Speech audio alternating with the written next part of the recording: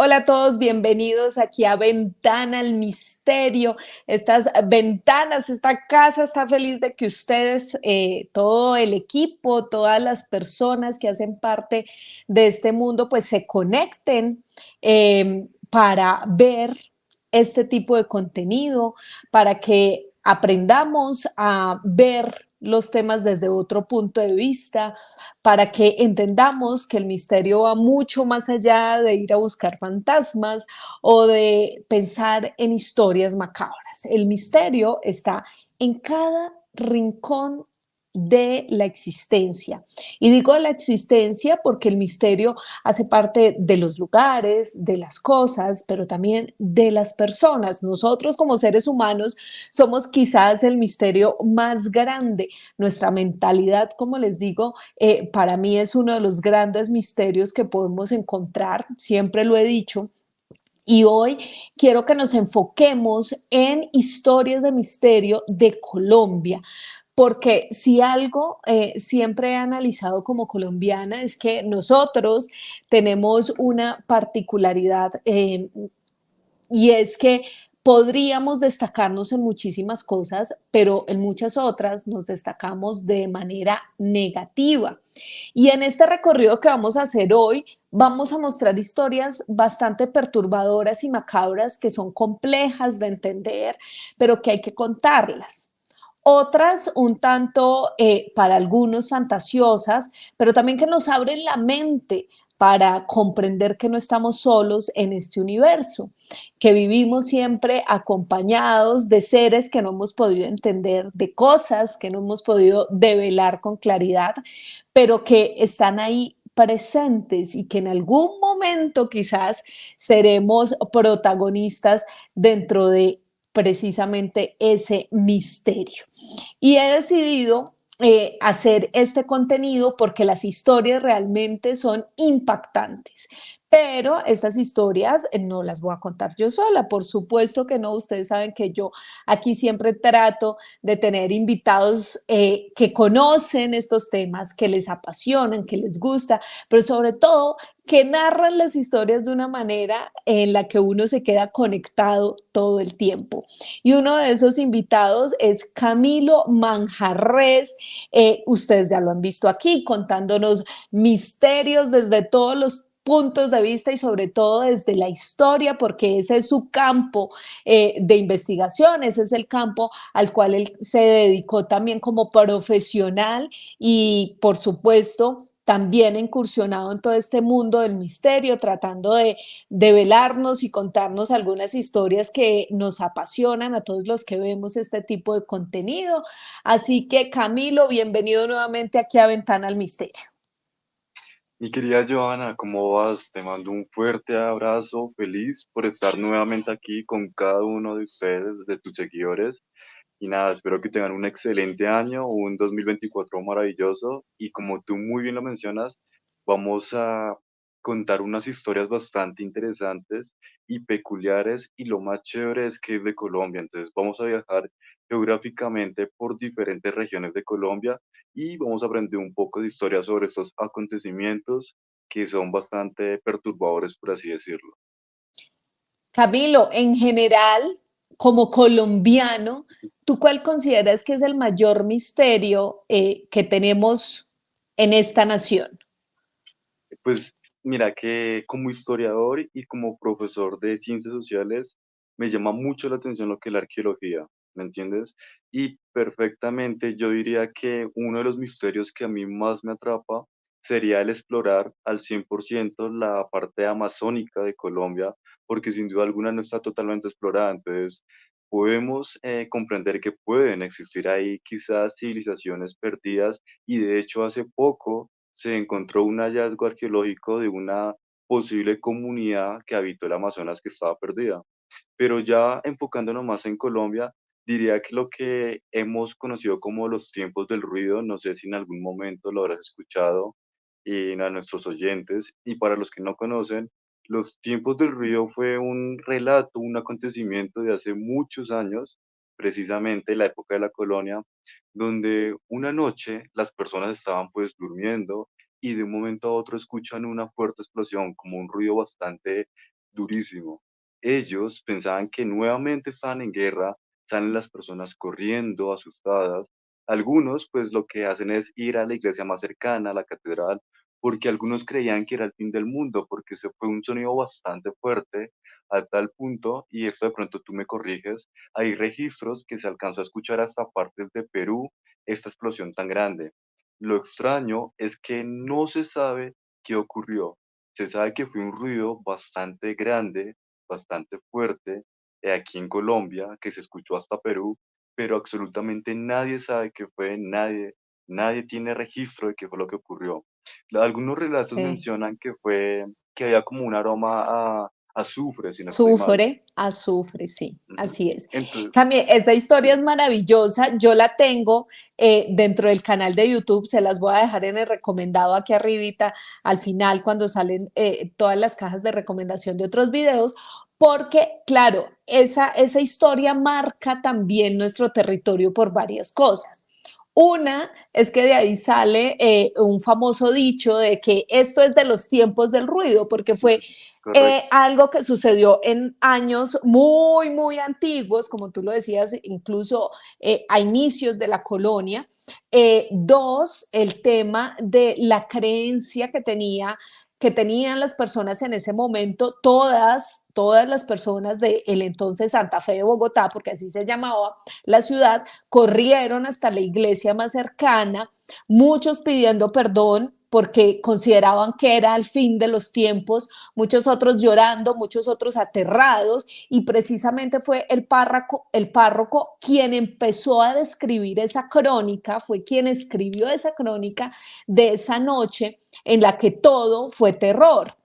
Respecto a lo que dices de que el ruido se escuchó en Perú, lo que pasa es que días antes en Perú y en Ecuador habían sucedido hechos muy similares que incluso relacionaron con una especie de temblor, pero no fue que la tierra tembló, sino que realmente la tierra hizo una especie de ruido infernal. Y de ahí salen muchas leyendas como el famoso olor a azufre y por eso era que la gente pensaba precisamente que había llegado el fin de los tiempos. Esa historia también se relaciona mucho en la actualidad con el famoso ruido de la tierra o las trompetas del fin del mundo, que muchos también han llamado de Hum, que es otro tema que también está en ese video que les digo, en el cual conté esta historia, porque es como si la tierra o de alguna parte, porque muchos otros dicen que no viene de la tierra sino del cielo, se sacudiera, hiciera un ruido que es y por eso se llama The Hood en la actualidad. Pero ese zumbido realmente viene de ese famoso tiempo del ruido que sin duda marcó la historia del país y es uno de los grandes misterios. Estoy completamente de acuerdo contigo, Camilo. No sé si quieras complementar algo más. No, lo dijiste perfectamente, solo que más o menos como guardando la proporción, se me hace que es muy parecido a lo que ocurrió en Rusia, si no estoy mal, que hubo una fuerte explosión en unos bosques que a día de hoy no se sabe qué ocurrió, o sea, es una explosión bastante grande, pero a diferencia de Colombia es que en Rusia sí los árboles se vieron afectados y fue también una explosión bastante amplia, o sea, es bastante interesante que históricamente ya han existido como explosiones, pero nadie sabe el cómo se originan, o bueno, estos ruidos extraños. Entonces, es bastante chévere este relato. Exactamente, y de ahí el misterio de dónde viene. Como les digo, algunos dicen que del cielo, otros de la tierra, otros dicen que son señales del infierno, otros dicen que pueden ser las placas tectónicas que se mueven y generan ese ruido. Eso para quienes siempre buscan una explicación racional frente a estas situaciones. Pero bueno, Cami, vamos a entrar en materia. Como siempre, para mí es un placer tenerte aquí porque cada que hablamos para concretar temas, tú siempre me sorprendes con la lista de investigación que tienes frente a los misterios que no solo pasan en Colombia, sino en el mundo. Pero dije, bueno, lancémonos a ver este personaje que nos va a traer de los misterios de Colombia. Y dentro de todas esas historias maravillosas que hay en este país, pues también hay historias completamente crueles de las que uno no quisiera hablar, pero que son necesarias para entender no solamente el contexto en el cual vivimos, sino también la mentalidad de las personas y tratar de alguna manera de evitar. Yo sí soy de las que creen que si tú cuentas la historia de la manera que es, eso evita que se pueda repetir. Aquí vamos a empezar con una historia en Medellín, y esta es una historia bastante cruel que sucedió hace ya varios años. Esto fue en el 2023, Cami, si no estoy mal, el año pasado, en el que había una especie de secta religiosa que la gente realmente empezó a acudir a ella pensando que era un grupo religioso de oración, y allí empezaron a suceder cosas bastante macabras, y por eso esta es la historia del canibalismo en Colombia, una historia que sucedió hace muy poco, pero que Camilo nos va a contar con exactitud de qué se trata. Sí, Joana. Este tema es bastante peculiar porque algunas personas creen que el tema del canibalismo es algo descabellado, que no es tan real, que solo se ven en las películas. Y tristemente, Colombia se ha visto marcado por estos temas, ya sea por el conflicto armado, porque hay bastantes relatos, tanto de soldados como de X personas, que mencionan que para sobrevivir tenían que consumir carne humana de personas, y lo podemos encontrar tanto en ciudades como son Bogotá, como son Medellín, desde leyendas urbanas, por así decirlo, hasta evidencia sólida. Y es que antes de entrar en detalle con este relato, yo creo que más de un colombiano o bueno, persona de afuera, extranjeros, en algún momento habrán escuchado la historia del supuesto restaurante caníbal de La Calera, no sé si tú la recuerdes. Esto toca aclarar que la historia del restaurante La Sí, Calera sí, sí, sí. no fue real, fue más como una Ujú, leyenda urbana, y ujú. rápidamente se mencionaba que era un cocinero italiano que preparaba pues platos con carne humana. ¿Qué ocurre? En ese momento y durante mucho tiempo las personas creían que esta historia era real. Pero ¿qué pasa? Hace unos años, a principios de los 90, el ministro de la Salud mencionó para un periódico local, para El Tiempo, que públicamente estaba preocupado, y quiero que escuches muy bien, y creo que de pronto más adelante podremos compartir la imagen, si no, pues se las quedamos debiendo, donde él menciona que los hospitales de Bogotá estaban tirando desechos de los cuerpos de las personas que ya estaban muertas en las canecas, y habitantes de la calle estaban llevando estos cuerpos, como estas partes de carne, a los restaurantes más cercanos y las estaban vendiendo. ¿Qué quiere decir? Que precisamente en algún momento las personas a principios de los 90 en Bogotá consumieron carne humana de restaurantes que estuvieran cerca a los hospitales. Ahora bien, estamos hablando de un relato que ocurrió en Bogotá, lo que te estoy mencionando, y ahora este relato de esta secta en Medellín, pero que curiosamente en el 2005 hubo un caso bastante aterrador en Medellín, precisamente en una casa de justicia de Villa Socorro, el cual menciona un padre de familia, y quiero que escuchen muy bien los oyentes, el cual estaba preocupado y desesperado por sus hijos, porque él llegó alegando que su ex esposa se había llevado a sus hijos a vivir con su nuevo novio, pero que este personaje que pertenece a una secta los estaba obligando a consumir carne humana, que esta persona iba al cementerio más cercano, desenterraba los cuerpos de las personas recién fallecidas, los llevaba a una finca que era donde estaban viviendo y los obligaba a consumir carne humana. Obviamente, en esta casa de justicia, en el año del 2005, pues quedaron alarmados por este caso, así que decidieron llamar a la ex esposa para preguntarle si era verdad lo que está diciendo pues este señor, ya que él estaba alegando que él quería la custodia de sus hijos, porque pues esto no está nada bien, ¿no? ¿Qué ocurre? Cuando llega esta mujer, ella menciona que efectivamente sí, su nuevo novio es satanista, que él consume carne de personas fallecidas, que es caníbal, y que en esta finca, a las afueras de Medellín, obligó a los hijos a ver cómo preparaban la carne humana, los obligó a consumirla, y después sádicamente les preguntó que si les gustaba el sabor de la carne humana. tanto su esposa como sus 2 hijos mencionaron que irónicamente sí, que como ya se ha mencionado en diferentes, relatos y publicaciones, mencionan que tienen un sabor como a cerdo, que es algo común en estos relatos de canibalismo, no solo en Colombia, sino en cualquier parte del mundo, que las personas que han consumido carne humana mencionan que es muy parecido a la carne de cerdo. ¿Qué pasa? Después de toda la investigación, la policía, pues, decide ir hasta la finca, se dan cuenta que efectivamente esta secta, este grupo es real, tratan de atrapar a la persona encargada del grupo como al líder, pero este personaje logra, pues, fugarse, no lo capturan, pero ellos deciden como buscar a un forense, como a médicos especialistas, para preguntar si es verdad que uno puede consumir carne humana de una persona que ya está muerta o que si eso puede enfermar a una persona.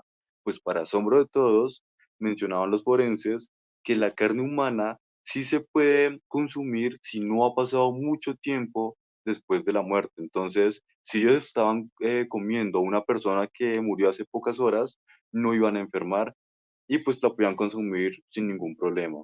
Entonces, es un hecho bastante macabro que ocurrió en el 2005 en Medellín, donde 2 menores de edad, 2 niños, fueron obligados a consumir carne humana, que la Sí. mamá de ellos vio que era normal y también consumió carne humana.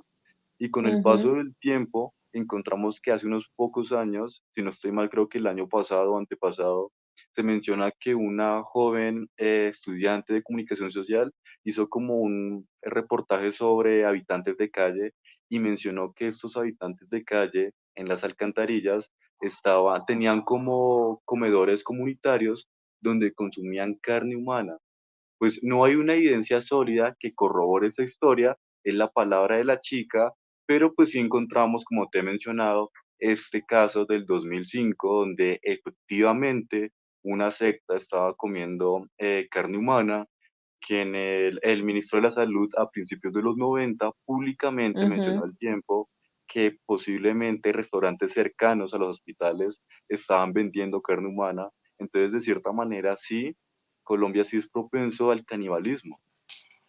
Sí, Camilo, mira, esa secta se llamaba La Misión, ese era el nombre que le daban. Hacían parte de ella varios jóvenes entre más o menos los 14 y los 24 años. Y digamos que los niños, los hijos de esta mujer consumieron esa carne sin darse cuenta que era esa carne, hasta que alguno de ellos les dijo como, venga, miren la olla, la cual preparamos la comida, porque vamos por el plato fuerte. Y el plato fuerte, según los testigos, la mamá de esta mujer era la cabeza pues de este cuerpo que habían sacado del cementerio, porque además dentro del relato que se hizo en la Casa de Justicia, cuando llaman a los papás, cuando el papá pues acude a la Casa de la Justicia, va a la mamá a contar todo, dentro de este relato ella también asegura que su novio hacía rituales en los cuales pues iban hasta el cementerio, sacaban esos cuerpos, luego iban hasta la finca en la cual se agrupaba toda esta misión, que era como se llamaban, y empezaban a hacer una especie de ritos alrededor de ese cuerpo para luego finalmente cocinarlo. Esto, como muy bien lo dijo Camilo, fue en el 2005. Sin embargo, solo hasta el año pasado se dio a conocer un poco esta historia a través del periódico El Tiempo, como ustedes lo pueden ver ahí en la imagen de apoyo, pero volvemos a lo que yo siempre les digo y les insisto un montón, y es que la mentalidad humana es una vaina muy, muy compleja de entender. Uno, como la señora, pues hace parte de este ritual de alguna manera bajo su voluntad.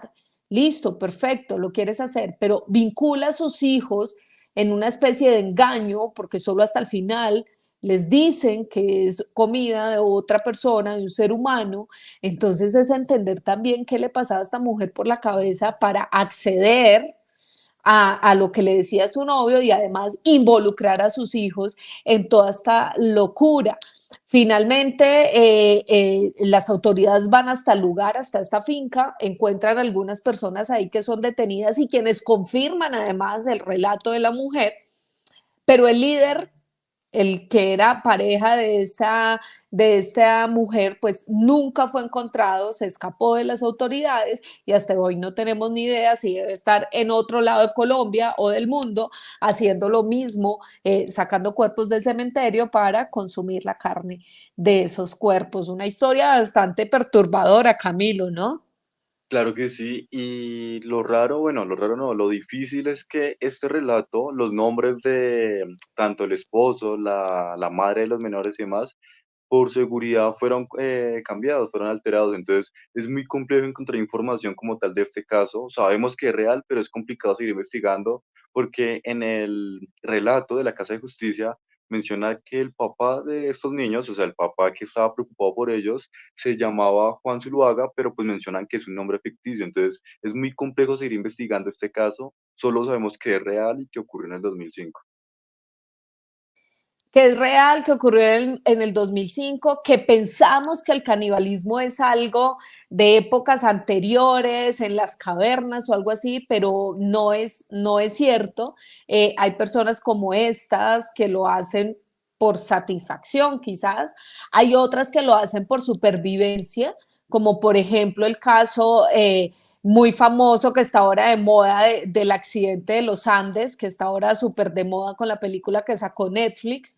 En este caso fue un accidente, trataron de sobrevivir a una situación compleja, muy compleja, en la que prácticamente era imposible que rescataran a estos deportistas de este accidente y finalmente quienes logran sobrevivir lo hacen precisamente por consumir la carne de sus seres queridos, de sus amigos que habían fallecido en ese accidente. A propósito, dos cosas ahí. Uno, vean la película, la verdad, en este momento no la he visto, pero me dicen que es buenísima. Ya muchas personas lo han recomendado.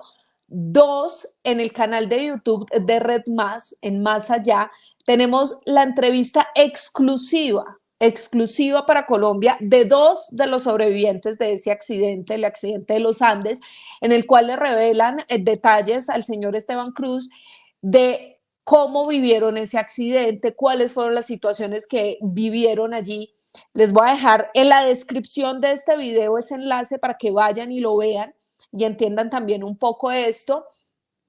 Y tres, también en uno de los libros de Esteban Cruz, que se llama Payasos, Asesinos y Caníbales, o Caníbales y Payasos Asesinos, está esa historia también muy bien contada. Entonces, ahí va para que ustedes lo tengan en cuenta y vayan y busquen todas esas referencias. Se las voy a dejar, ya saben, en la descripción de este video. Pero bueno, continuamos aquí con Camilo Manjarres y esta fotografía hace referencia a una masacre en medio de un partido de fútbol en Colombia. Y aquí volvemos a la crueldad que tenemos como seres humanos, a la intolerancia que tenemos también como seres humanos. Y esta es una historia que marcó el fútbol colombiano, es una historia de 1981 en la que murieron una cantidad de personas, en la que hubo una gran confusión, pero que Camilo, que es nuestro experto y invitado el día de hoy, nos va a contar con exactitud qué fue lo que pasó en el estadio Alfonso López de la ciudad de Bucaramanga, en Colombia, Camilo. Sí, Joana, personalmente, bueno, yo soy fanático, me gusta mucho el fútbol y esta historia es bastante triste porque a pesar que marcó a Colombia, muy pocos, me atrevo a decir que la conocen, amantes futboleros. De hecho, he tenido la oportunidad de compartir con amigos y literal ninguno conocía esta historia que es bastante triste. Y como tú lo mencionabas, ocurrió un 11 de octubre de 1981. ¿Qué ocurre con esta historia, con este relato? Pues para esta época, para este año, se enfrentaban dos equipos de fútbol acá colombianos, el cual era el Atlético Bucaramanga de la ciudad de Santander y el Atlético Junior de Barranquilla. Estos dos equipos eran los favoritos para ser el campeón, para disputarse como la estrella, el título de este campeonato, como tú lo mencionas. Y pues, curiosamente, llegaban a esta fecha y era el clásico más atractivo, habían apuestas, había bastantes fanáticos a la expectativa de qué iba a pasar con este partido.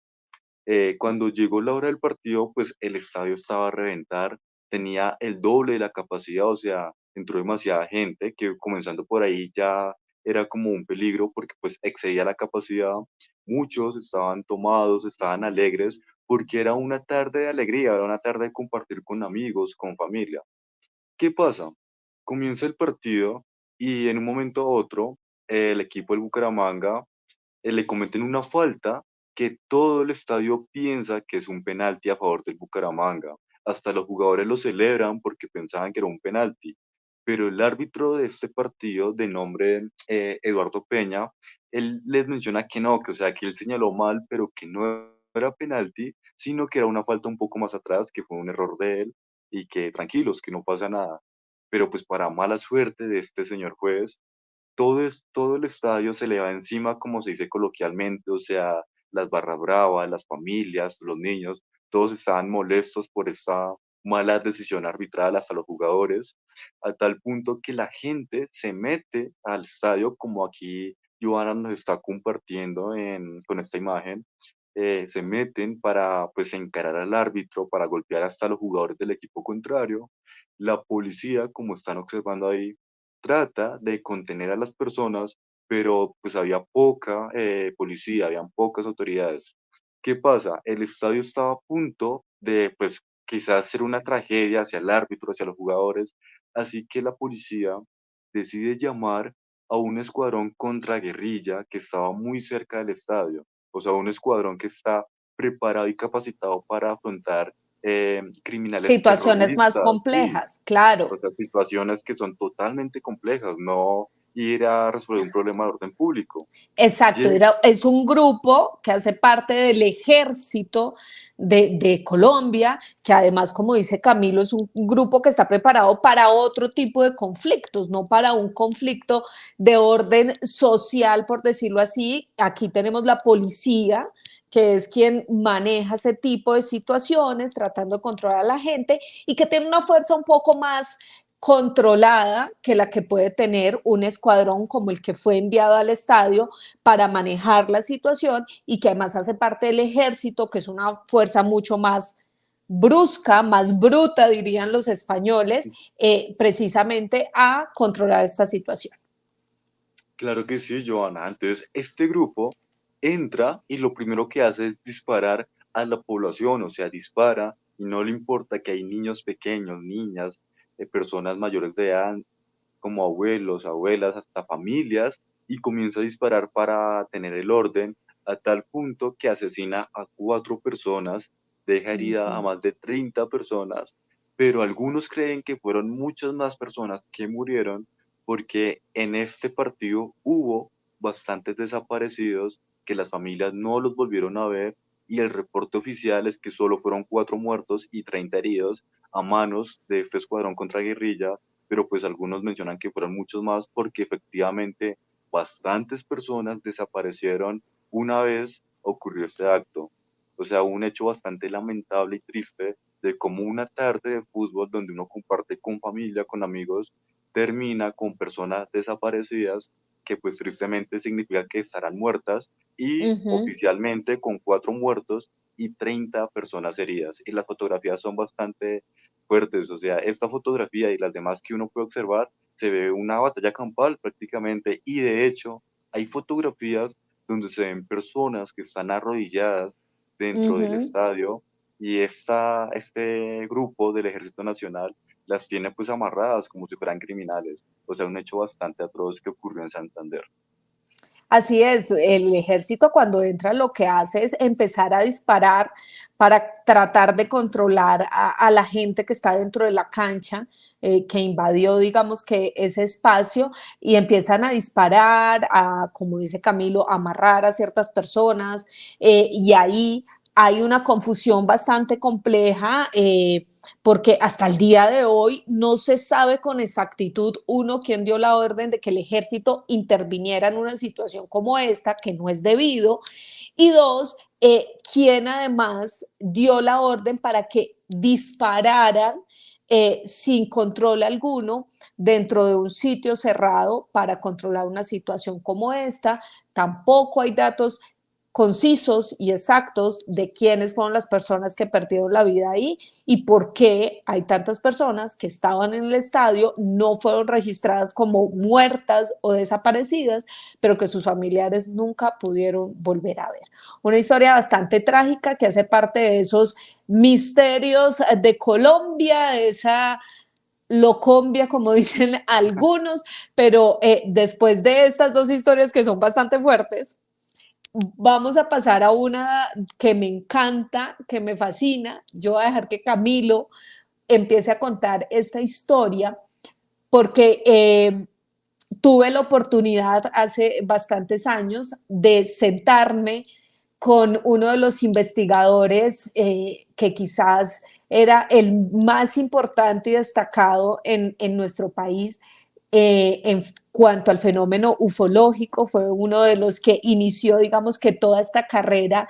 Aquí un señor adoradísimo que falleció el año pasado, el señor Forero, que falleció el año pasado, con el que tuve muchas veces la oportunidad de charlar y que siempre me asombraba la cantidad de información que tenía Miguel Roberto Forero, que era realmente una Biblia para estos temas y quien fue, la verdad, lo confieso, a la primera persona a la que le vi esta fotografía.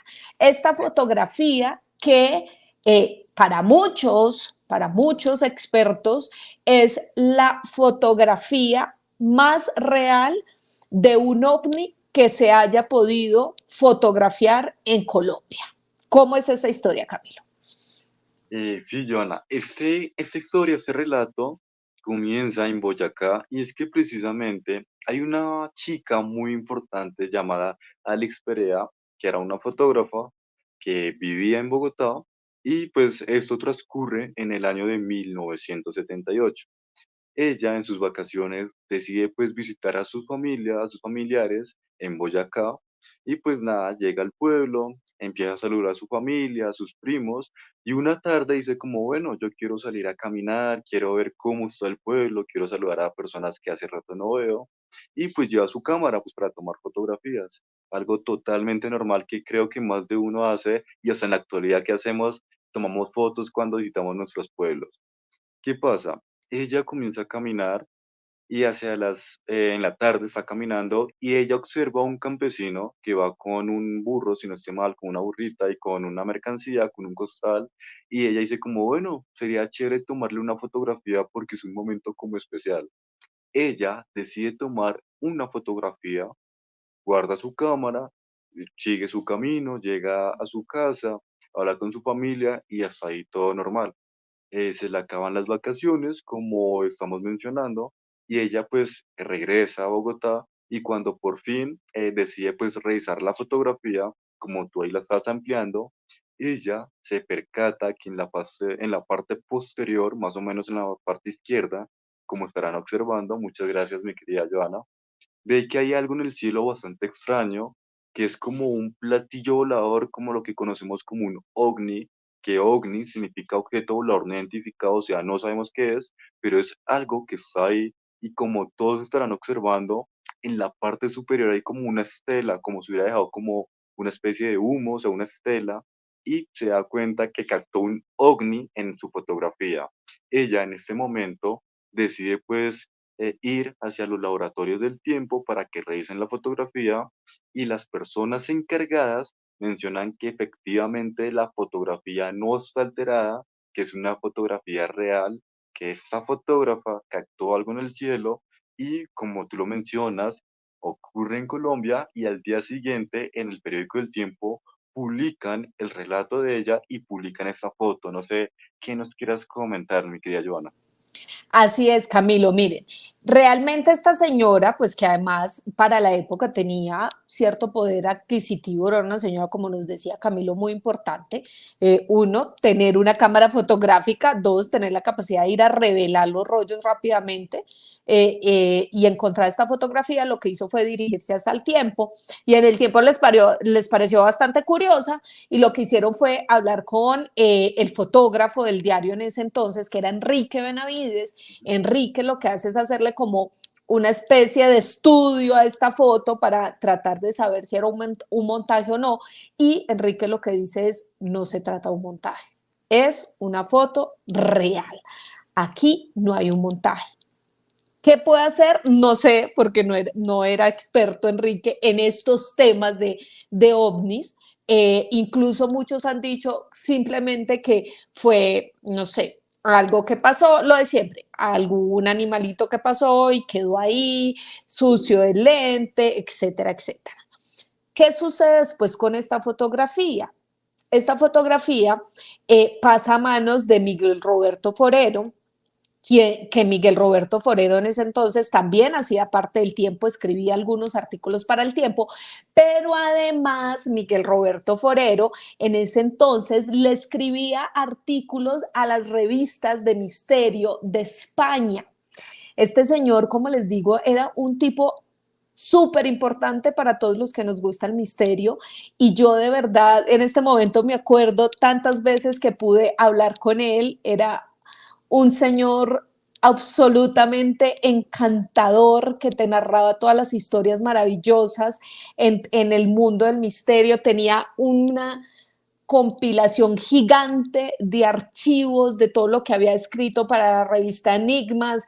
Él tenía en ese entonces contacto con Juan José Benítez, sí señores, JJ Benítez, y Miguel Roberto Forero lo que hace es buscar a Alex, que es quien toma la fotografía, hablar con ella, preguntarle cuál era el contexto de la foto. Ella le cuenta todo lo que nos contó Camilo, y Miguel Roberto Forero dice: esta es la mejor fotografía que se ha tomado de un ovni en Colombia y quizás en el mundo.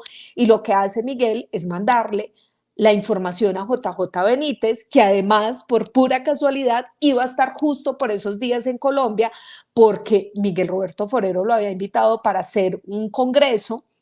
JJ Benítez habla también con esta mujer, ve la fotografía y también queda absolutamente asombrado de lo que se puede captar y lo que se puede ver allí.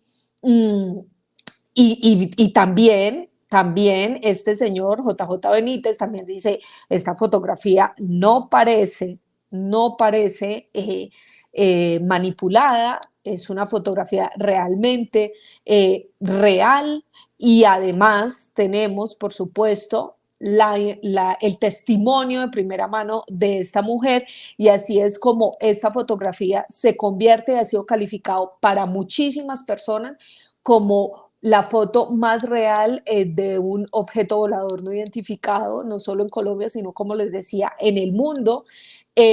Muchos otros han querido, por supuesto, decir que no se trataba de un ovni, que era otra cosa, que seguramente en medio de la revelación se fue algo de tinta y quedó esta figura así, pero sin duda marcó un hito muy importante. Fue además noticia en el periódico El Tiempo, que es uno de los periódicos más importantes de este país, y también analizada por dos grandes personajes, uno para Colombia como Miguel Roberto Forero y otro para el mundo del misterio. A quienes que nos gusta este mundo no conocemos a JJ Benítez, lo hemos escuchado, bueno, otros que hemos tenido la oportunidad de estar cerca de él y hablar con él. Entonces, sin duda, esta historia me parece maravillosa. Como maravilloso me parecía el legado que tenía Miguel Roberto Forero, que, como les digo, lastimosamente el año pasado falleció, pero ojalá toda esa información que él tenía, sus hijos la puedan seguir recopilando y manteniendo ahí, porque de verdad que era una gran biblioteca del fenómeno ufológico en Colombia y en el mundo, con la cantidad además de artículos que él escribió para varias revistas enfocadas en este tema. Cami, ¿qué crees? ¿La foto es real, sí o no? Sinceramente, sí, obvio. Sí, primero, opino que es real. Segundo, está la evidencia que menciona que la foto es real. Y además, un dato curioso es que en la región de Boyacá es una región muy propensa al fenómeno ovni, como es en Oxa, como es Cómbita, y esta foto fue en Boyacá. Entonces, de a poco van encajando las piezas. No es tan descabellado decir que no puede ser un ovni. Uno, la foto es real. Dos, yo opino que también es real, que en efecto sí es un ovni. Y pues encontramos que geográficamente Boyacá sí es propenso a estos fenómenos. Entonces, ¿por qué no? Sí puede ser un ovni. Sí, señor. Nopsa, que es uno de los municipios, un municipio muy pequeño y que queda relativamente cerca a Bogotá, la capital colombiana, donde además el dicho de Nopsa es que todos los ciudadanos de ese pequeño pueblo han visto un ovni. Allá hay Interesante. toda una historia alrededor de ese lugar, de un cerro. Luego les voy a contar esa historia en un video. De un cerro, de la cruz que pusieron, de los famosos, como ellos decían, caballitos de fuego. E incluso en el piso del Parque Central de esa localidad está dibujado un objeto volador no identificado, porque como les digo, allá es común que todas las personas hayan visto un objeto volador no identificado e incluso les encanta hablar de ese tema en NOPSA. Entonces, bueno, en fin, ahí para complementar y seguimos Cami, hablando de los misterios de Colombia, enfocándonos también en ese fenómeno ufológico que en muchos sectores, en muchos departamentos se ha visto, pero esta historia también me encanta porque además está relacionando el fenómeno. Hace parte de un territorio del que quizás no hablamos mucho, que queda al sur del país, que es Nariño, pero además hace parte de los archivos desclasificados de Estados Unidos sobre el fenómeno ufológico. Entonces, cuéntanos cómo es la historia del ovni de Aranda en Pasto. Sí, Joana, pero antes de contarla, si caes en cuenta, es interesante que uno a través de esto sí o sí va aprendiendo historia. Entonces, digamos, podemos Claro, abordar históricamente en la región de Boyacá o aquí, como tú mencionas, Nariño, qué acontecimientos parecidos se han registrado con el paso del tiempo, si las comunidades nativas quizás registraron el ver luces y hacer como una cronología del por qué ocurren estos hechos que han pasado en la historia. Entonces, es bastante chévere y muy interesante que se va reflejando con el paso del tiempo. Y como tú aquí nos estás mostrando, este archivo que estarán observando relata la historia del Roswell colombiano, el Roswell de Pasto, y es que precisamente en 1956 las personas que viven en Pasto mencionan que en el cementerio, en un cementerio llamado eh, Nuestra Señora del Carmen, observaron que un objeto volador no identificado chocó en este lugar, pero que extrañamente empezó a haber como una bruma de color como verdoso, como azul, alrededor de este cementerio.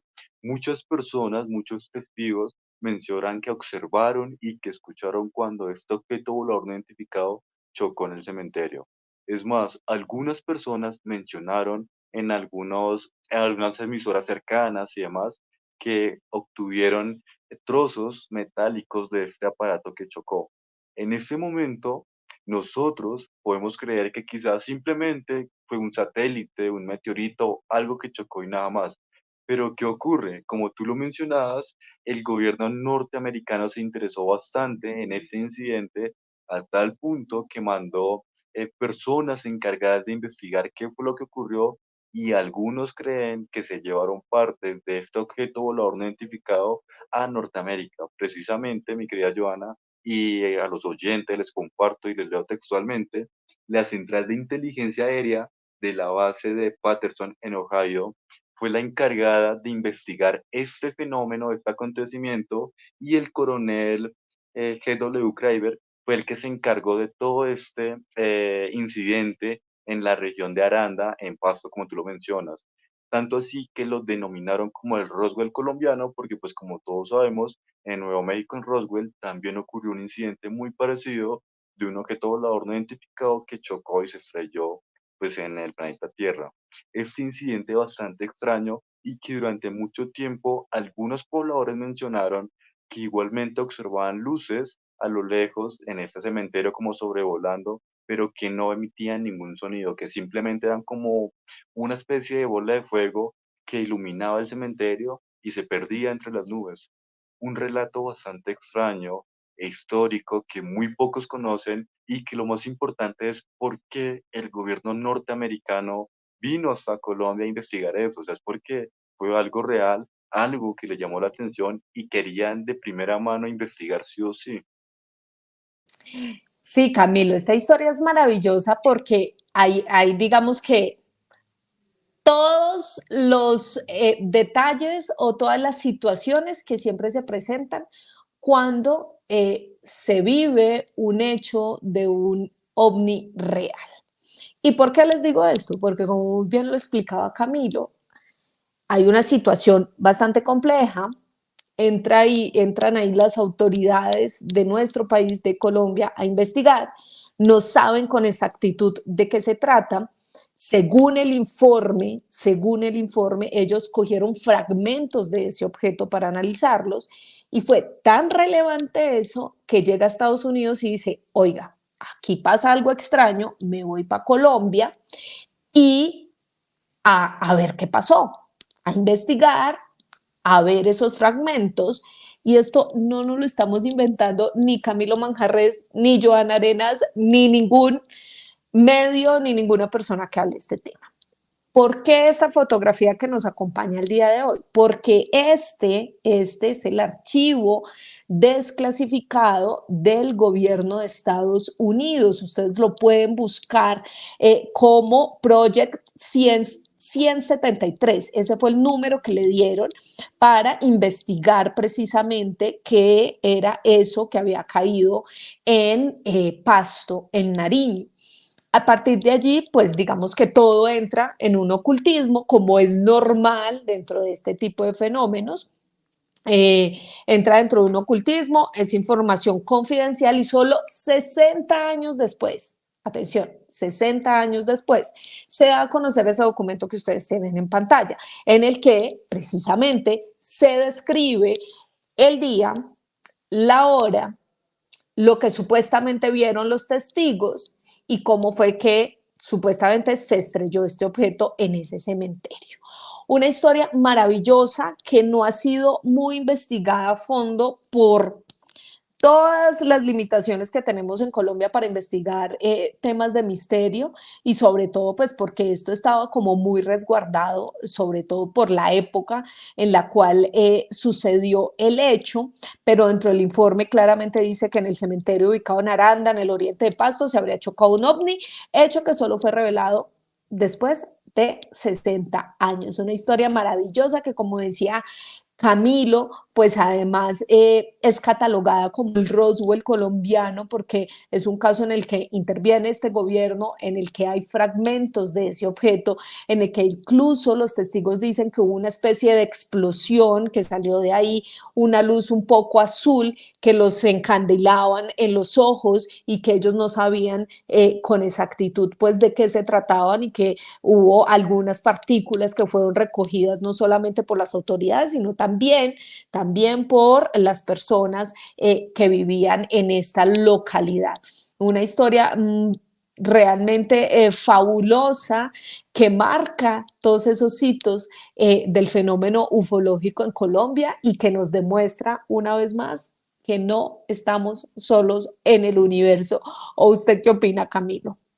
No, lo mencionas muy bien y de hecho Colombia, si lo analizamos, hay demasiado fenómeno OVNI, un ejemplo, los humanoides de Zarzal, el caso de Arcesio Bermúdez, la fotógrafa que hablábamos, Alex Perea con la fotografía OVNI, el Roswell de Pasto, bueno, lo que hablamos de Noxa, el fenómeno OVNI en Noxa, o sea, como tal Colombia tiene bastantes registros de fenómeno OVNI, pero no sé si es tristemente que no lo investigamos como tiene que ser, o simplemente nos llama más la atención el fenómeno ovni de, no sé, Norteamérica, de Europa, porque aquí ocurre, pero es como, ah, bueno, pues chévere, pero no me interesa, o sea, triste por ese lado. Toca apoyar más el periodismo de misterio y apropiarnos de esos misterios que tiene Colombia. Así es, Camilo, toca apoyar más el periodismo de misterio, por eso ustedes deberían darle like a este video Claro y que sí. suscribirse a los diferentes canales de misterio, porque aquí lo que tratamos de hacer es, por supuesto, poner historias y hechos sobre la mesa para que ustedes decidan si creen, si no creen, qué les gusta y qué no les gusta. Y por eso en este canal lo que hacemos es tratar de diversificar un poco este tipo de contenidos y hacerlos entender que el misterio está servido en cualquier parte, en cualquier lugar y en cualquier situación, y que no es solo fantasmas, que aquí no vamos recorriendo territorios y buscando fantasmas o llamándolos, porque de eso no se trata, sino de contarles historias que son reales y que están sustentadas, como todas las que les hemos compartido el día de hoy. Camilo, como siempre, un placer tenerte aquí en Ventana al Misterio, tus redes sociales, y recuérdale a la gente cada cuánto publicas también para que vayan a seguirte en YouTube y en todas las redes sociales que tienes. Sí, gracias. Gracias por la invitación. Como siempre lo he dicho, feliz por estar acá, feliz por compartir con cada uno de ustedes. Y pueden seguirme tanto en Instagram como en YouTube como Misterio con Doleo, Raya al Piso Oscuro.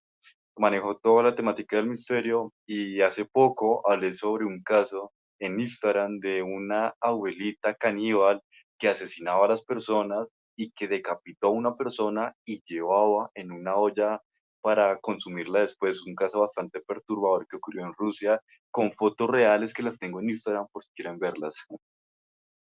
Uy, uy, uy, eso suena bastante interesante, Cami. Muchas, muchas, muchas gracias por estar aquí. Ya saben, mire, ahí abajito está el enlace para que, o mejor, el arroba para que vayan a buscar a Camilo, encuentren todas esas historias perturbadoras que él cuenta a través de su canal de YouTube y de sus redes sociales. Un placer, Cami, un abrazo y muchas gracias por estar aquí.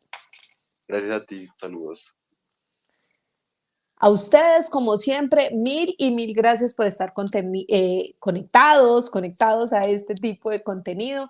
Gracias por todos sus comentarios. Gracias a las personas que están siempre, siempre ahí atentas desde España. Gracias de verdad, desde España, desde México. Hay gente desde Estados Unidos. Me sorprende muchísimo todos los mensajes que me envían. Gracias por el cariño. Muchas gracias por siempre buscar este contenido y por los mensajes de verdad que me dejan ahí a través de cada video que vamos subiendo. Nada, la mente, como siempre les digo, los seres humanos tenemos una capacidad maravillosa de crear, pero también de destruir. Pero en el capítulo de hoy me gustó mucho porque al inicio hablamos un poco de eso, de toda esa mente macabra, de lo cruel que podemos ser, pero también de esa posibilidad que para mí es real, de que no estamos solos en este universo, de que el fenómeno ovni es real y que está desde siempre enviándonos señales. ¿Ustedes qué opinan? Los invito a que dejen sus comentarios y por hoy cerramos esta ventana al misterio.